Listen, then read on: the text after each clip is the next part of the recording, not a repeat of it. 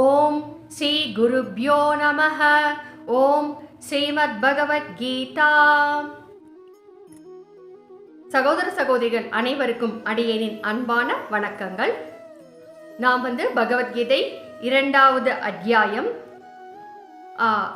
5 ஸ்லோகங்களை சென்ற பதிவில் பார்த்தோம். முதல் 5 ஸ்லோகங்களை பார்த்தோம். இப்பொழுது 6வது ஸ்லோகத்தில் இருந்து பார்க்கலாம். அர்ஜுனன் என்ன கூறுகிறார் என்பதை பார்க்கலாம். அதற்கு முன்னால் நீங்கள் அனைவரும் பகவத்கீதை புஸ்தகத்தை ஸ்லோகத்திற்கு கீழே தமிழ் அர்த்தம் கொடுக்கப்பட்டிருக்கும். அப்படிப்பட்ட புஸ்தகத்தை பார்த்து வாங்கி வைத்துக் கொள்ளும்படி கேட்டுக்கொள்கிறேன். அப்பொழுதுதான் அடியேன் கூற நீங்கள் அந்த புத்தகத்தில் இருக்கும் அர்த்தத்தையும் நீங்கள் படிக்கும் பொழுது பகவத்கீதை உங்களுக்கு நன்றாக புரியும். அப்படி புரிந்து கொண்டு நீங்கள் அதை தொடர்ந்து கேட்டுக்கொண்டும் படித்து கொண்டும் வரும் பொழுது உங்களுக்கு பலன், நல்ல ஒரு முழுமையான பலன் கிடைக்கும், மன அமைதி ஏற்படும். சரிங்களா? இப்பொழுது பகவத்கீதையை நாம் பார்ப்போம். பகவத்கீதை 2வது அத்தியாயம் சாங்கிய யோகம் 6வது ஸ்லோகம். இப்பொழுது அர்ஜுனன் பகவான் கிருஷ்ணர்கிட்ட கேள்வியா கேட்டுக்கிட்டு இருக்கார் இல்லையா? இப்பொழுது 6வது ஸ்லோகத்துல என்ன கேட்கிறார் என்பதை பார்ப்போம். போரிடுவதா வேண்டாமா என்ற இவ்விரண்டில் நமக்கு எது சிறந்தது? அல்லது நாம் அவர்களை வெற்றி கொள்வோமா அல்லது அவர்கள் நம்மை வென்று விடுவார்களா? இதையும் அறியோம். எவர்களை கொன்று நாம் வாழக்கூட விரும்பவில்லையோ நம்மவர்களான அந்த திருதராஷ்டிர குமாரர்களே நம் முன்னே நம்மை எதிர்த்து நிற்கிறார்கள் என்று கூறுகிறாருங்க. பார்த்தீங்களா? இப்பொழுது நாம் ஜெயிப்போமா அவங்க ஜெயிப்பாங்களா இதெல்லாம் எதுவுமே தெரியாது. யாரை நான் உறவுகளாக நினைக்கிறேன்னா அந்த உறவுகளை கொண்டு வாழ்ந்து நான் என்ன பயன் அப்படின்னு அர்ஜுனன் கேட்கிறாரு. மேலும் என்ன கூறுகிறார் என்பதை பார்ப்போம்.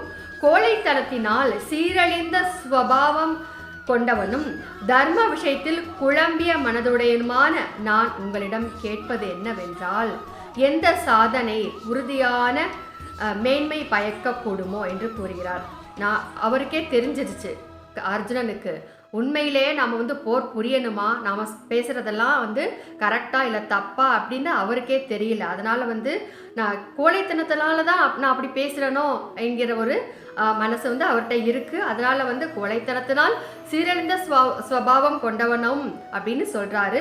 தர்ம விஷயத்தில் குழம்பியே போயிட்டேன் அப்படின்னு பகிரங்கமாகவே சொல்கிறார். அதுக்கு பிறகு எந்த சாதனை எனக்கு மேன்மை பயக்கக்கூடுமோ அதை எனக்கு கூறுங்கள். நான் உங்களுடைய சீடன். இப்பொழுது சரணடைந்து விட்டார், பகவானிடம் கிருஷ்ணரிடம் சரணடைந்து விட்டார். நான் உங்களுடைய சீடன். ஆகவே உங்களை சரணடைந்த எனக்கு அறிவுரைகளை கூறுங்கள் என்று கேட்கிறார். ஏனெனில் மூவுலகத்தில் எதிரிகள் அற்ற தன தானியங்கள் நிறைந்த ராஜ்யத்தையும் தேவர்களுக்கு அதிபதியாக இருப்பதையும் அடைந்தாலும் கூட எது என்னுடைய புலன்களை வாட வைக்கின்ற சோகத்தை போக்கடிக்க கூடுமோ அதை நான் காணவில்லை என்று சொல்றார். இந்த உலகத்திலேயே எதிரிகளே இல்லாத ஒரு நல்ல அரச போக வாழ்க்கை எனக்கு கிடைச்சா என்னுடைய கவலை போகுமா தெரியல.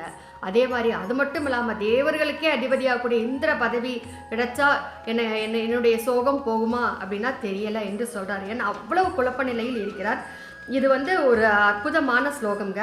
இந்த ஸ்லோகத்தை தனியாக ஒரு பதிவில் ஒரு கதையுடன் உங்களுக்கு விளக்கி கூறுகிறேன். அது ஒரு வித்தியாசமான கோணத்தில் இருக்கும். அதையும் நீங்கள் பார்க்கலாம். இப்பொழுது தொடர்ந்து பார்ப்போம். அடுத்து 9வது ஸ்லோகம். சஞ்சய வாச்ச. சஞ்சயன் திருதராஷ்டிரர்கிட்ட கூறிக்கொண்டிருக்கிறார் அல்லவா? இப்பொழுது கூறுகிறார், அரசே, உறக்கத்தை வென்ற அர்ஜுனன் அந்தர்யாமியான ஸ்ரீ கிருஷ்ண பரமாத்மாவிடம் இவ்வாறெல்லாம் கூறிவிட்டு பின் கோவிந்தனிடம் போர் புரிய மாட்டேன் என்று தெளிவாக கூறி மௌனமாகி விட்டார் அப்படின்னு சொல்றாருங்க. அரசே, உறக்கத்தை வென்ற அர்ஜுனன் என்று இங்கே குறிப்பிட்டு கூறுவதன் காரணம் என்ன என்பதை நாம் தெரிந்து கொள்ள வேண்டும். ஏனென்றால்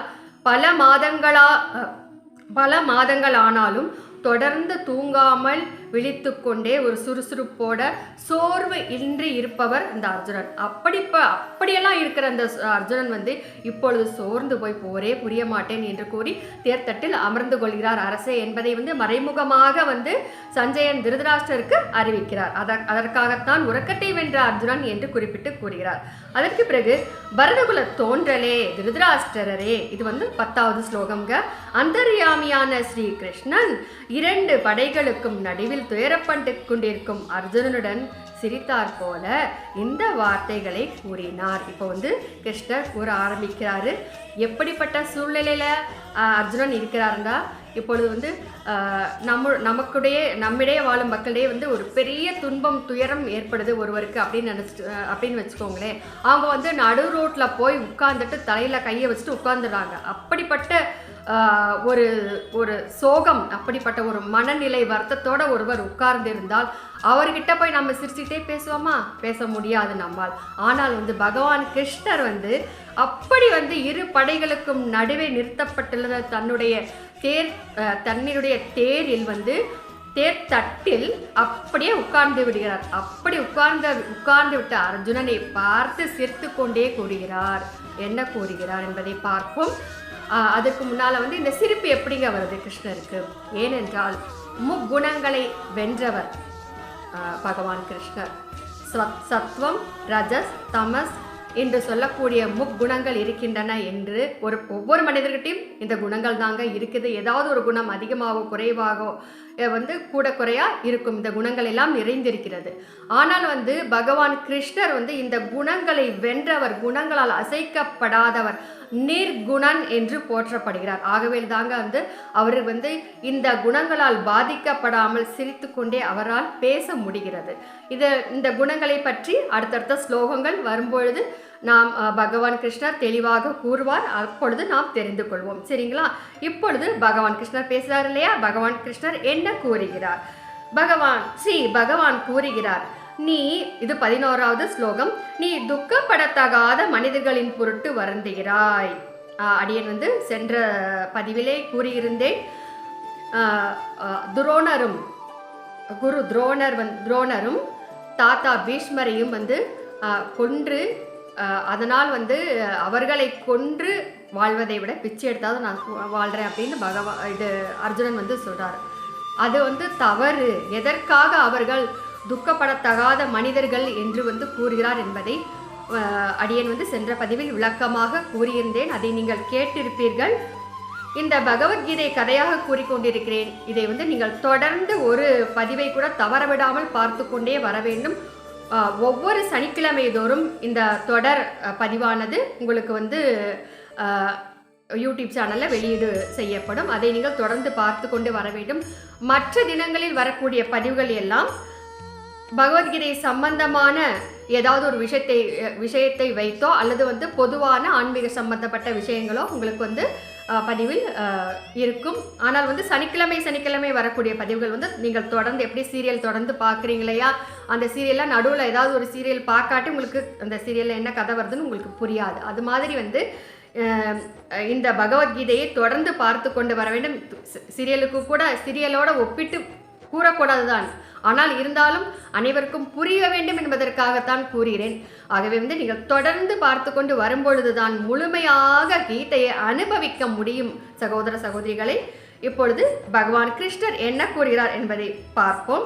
நீ துக்கப்படத்தகாத மனிதர்களின் பொருட்டு வருந்துகிறாய், மேலும் வந்து பண்டிதர்களை போன்று பேசுகிறாய் என்று கூறுகிறார். ஆனால் உயிர் போனவர்களுக்காகவும் உயிர் போகாதவர்களுக்காகவும் பண்டிதர்கள் வருந்துவதில்லை என்று கூறுகிறார். அந்த துக்கப்படத்தகாத மனிதர்கள் என்று வந்து நான் அடியேன் சென்ற பதிவில் கூறியது வந்து ஒரு விதமான கண்ணோட்டத்தில். மற்றொரு கண்ணோட்டத்தில் நாம் பார்க்கும் பொழுது பண்டிதர்கள் வந்து உயிருடன் இருக்கும் மனிதர்களை பற்றியும் உயிரற்று இருக்கும் இறந்து போன மனிதர்களுக்காகவும் வருந்துவதில்லை என்று கூறுகிறார் பகவான் கிருஷ்ணர். ஏனென்றால் இந்த உலகத்தில் பிறந்த அனைவரும் அவர்கள் செய்த பாவ புண்ணியத்திற்கேற்ற வாழ்க்கையை வாழ்ந்துதான் தீர்கிறார்கள். உலகத்தில் பிறந்த அனைவருக்குமே பிறப்பு என்பதும் உண்டு, இறப்பு என்பதும் உண்டு. மீண்டும் அந்த ஆத்மாவானது மறுபிறவி எடுத்து மறுபடியும் பிறந்து வாழத்தான் செய்கிறது. இந்த தத்துவத்தை உணர்ந்த உண்மையான பண்டிதன் இப்படிப்பட்ட மனிதர்களை போட்டு வருந்துவதில்லை என்று பகவான் கிருஷ்ணர் கூறுகிறார். அதற்கு பிறகு 12வது ஸ்லோகம், இவ்விதம் நான் எப்பொழுதும் இருந்ததில்லை என்பது இல்லவே இல்லை, நீயும் இருந்ததில்லை என்று கூறுகிறார். இப்போது நான் உனக்கு முன்னால் நின்று கொண்டே பேசிக்கொண்டிருக்கிறேன். அர்ஜுனா, நான் எப்போதுமே இப்படியே நின்றுட்டே இருப்பேனா? இப்படியே தான் காலங்கள் சென்று கொண்டிருக்குமா என்றால் கிடையாது. அதே மாதிரி நீயும் இதே இடத்தில் உயிருடன் இதே இந்த ஜென்மத்திலே இருப்பாயா என்பதும் கிடையாது. இந்த அரசர்களும் இருந்ததில்லை. சரிங்களா? இந்த பக்கத்தில் எல்லா அரசர்களையும் குறிப்பிட்டு கூறுகிறார். இந்த அரசர்களும் இப்படியே இருப்பார்களா என்பதும் கிடையாது. இனிமேலும் நாம் அனைவரும் இருக்க போவதில்லை என்பதும் இல்லை. அதே போல் நாம் இனிமேல் இருக்க மாட்டோம் என்று கூட சொல்ல முடியாது. ஏனென்றால் ஆன்மாவானது ஒரு உடலை விட்டு சென்று மறு உடலை சென்று அடைகிறது இல்லையா? அதைத்தான் கூறுகிறார்.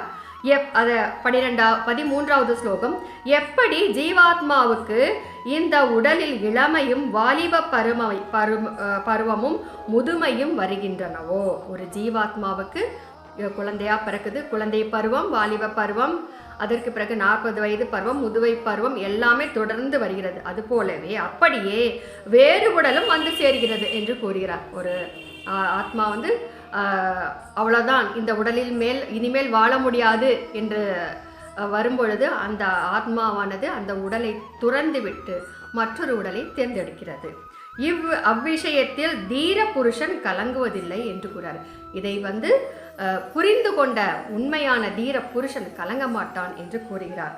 மரணத்தை எண்ணி கலங்கிடும் விஜயா, மரணத்தின் தன்மை சொல்வேன், மானிடர் ஆத்மா மரணம் எய்தாது மறுபடி பிறக்கும், மேனியை கொள்வாய் மேனியை கொள்வாய். இல்லையா? எவ்வளவு ஒரே வார்த்தையில அவரை மாதிரி கூறவே முடியாதுங்க. அப்படி ஒரு அருமையான பாடல் இது.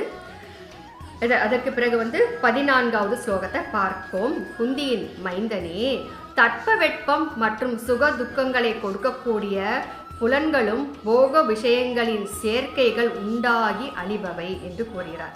இந்த உடலில் உள்ள 5 புலன்கள் என்னவென்றால் கண், காது, மூக்கு, வாய், சர்மம், இவை எல்லாம் தட்பவெட்பத்தை அனுபவிக்கிறது இல்லையா? தட்பவெட்பம் என்றால் மழைக்காலம், குளிர்காலம், வெயில் காலம் எல்லாம் மாறி மாறி வருகிறது. எல்லா விதமான தட்பவெட்பத்தையும் உடல் அனுபவிக்கிறது. ஆனால் எதுவுமே நிரந்தரம் கிடையாது, மறுபடியும் மாறும். அதே போல தான்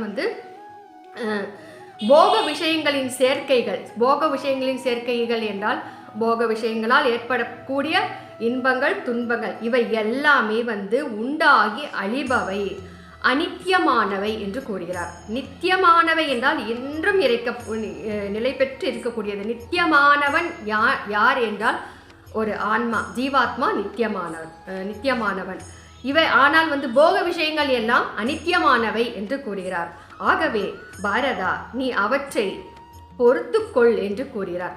கிருஷ்ணர் நீ இவற்றையெல்லாம் கண்டிப்பாக பொறுத்துக்கொள் அர்ஜுனா, ஏனெனில் புருஷர்களில் சிறந்தவனே என்று கூறுகிறார். புருஷர்களில் சிறந்தவனாக அர்ஜுனன் இருப்பதால் தான் பகவத்கீதை அவருக்கு உபதேசிக்கப்பட்டது.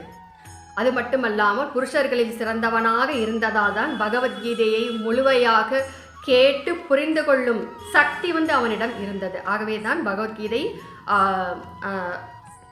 அப்போது வாழ்ந்த அந்த சூழ்நிலையில் அந்த காலகட்டத்தில் வாழ்ந்த ஆண்களிடையில் புருஷர்கள் ஆண் மக்களிடையே அவர்களே அர்ஜுனன் தேர்ந்தெடுக்கப்பட்டான். ஆகவே தான் புருஷர்களில் சிறந்தவனை என்று குறிப்பிட்டு கூறுகிறார்.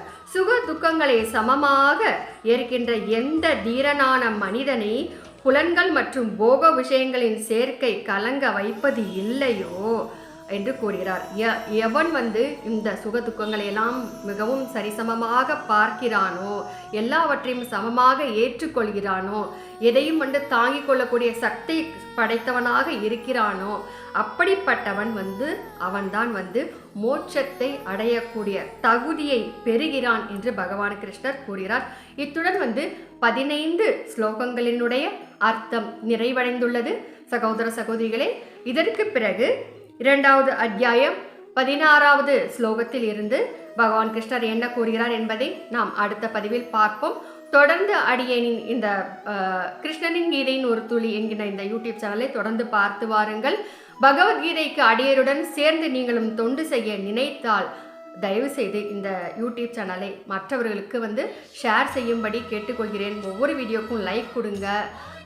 இவள் மதுரை கல்லூரி அருகே ஜீவசமாதி அடைந்துள்ள ஸ்ரீ சிவானந்த சரஸ்வதி சுவாமிகளின் பேத்தி ரஜுலா விஜயராகவன்.